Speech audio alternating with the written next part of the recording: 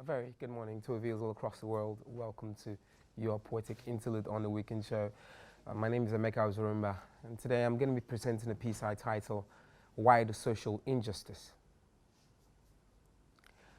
And it talks about, in Nigeria, why do we have social injustice and why we need to quell social injustice. A good government can create an avenue for social change. Growth starts from a cell before it becomes a tissue, before it becomes an organ, and even before it becomes a system. Here, only the right attitude has to be inwardly imbibed and implemented. A good government can foster social and national cohesion. A mighty structure or edifice starts from one block. The oceans also starts from one drop. Also, unity starts from one person's peaceful innovation and then conjoins to swaddle the nation. To come from a tribe is good, but to come from a country is better. Clansmanship are just petty evaluations. Citizenship comes from civic responsibilities, and as citizens, we owe our country its fair share of watering so that the plants of our country can sprout from the seed, a singular proponent that can create sporadic growth. And in this pursuit, we must avoid social injustice. We must promote the placements of human rights. We must anchor the pilgrimage of justice. We must derive the constables of unity. We must edge towards the thresholds of peace.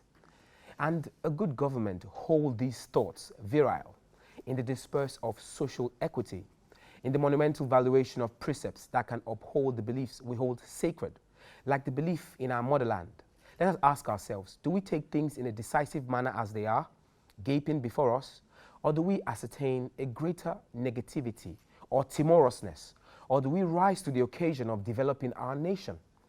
If we think of ourselves as worthy, we'll treat each other better, would hold hands to form an indivisible block. Human resources are greater than natural resources. A nation dwelling on the resources of human capacity is far stronger because human resources are the true natural resources of any country. Gold can rust, but human resolve can never dissolve.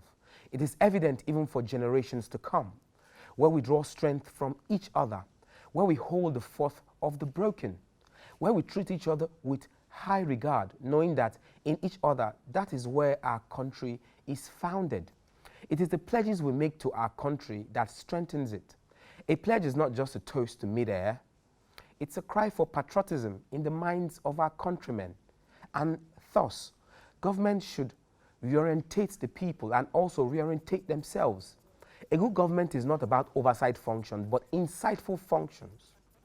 Government itself can become a liability when mismanaged. A good government has no penchant for extremities, either for social extremities or intrusions into the mind, laminated from a case system of political prejudice. Murderous becomes the isle of such a charlatan society.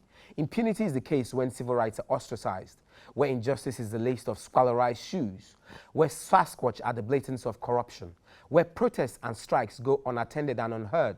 Let them take to the streets and resolve. That is their only resort, a bad government will say. And it will look into the case of why the people are marching for their collective sanity. Let them go on and go on strikes. Who cares? A bad government will say. Spray all the protesters with bullets. A bad government will say. They will not look into the cause of the demonstration. The meaning of the strikes are not worthless, they would say. But the meaning of strikes and industrial actions by labor unions are not worthless. They are a cursor and indicator as to understand the problem of the ordinary people. People who are comfortable will not embark on strike and protest.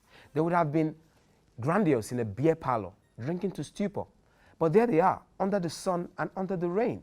So do you think that they are happy? Yet they are dispersed by tear gases and stray bullets.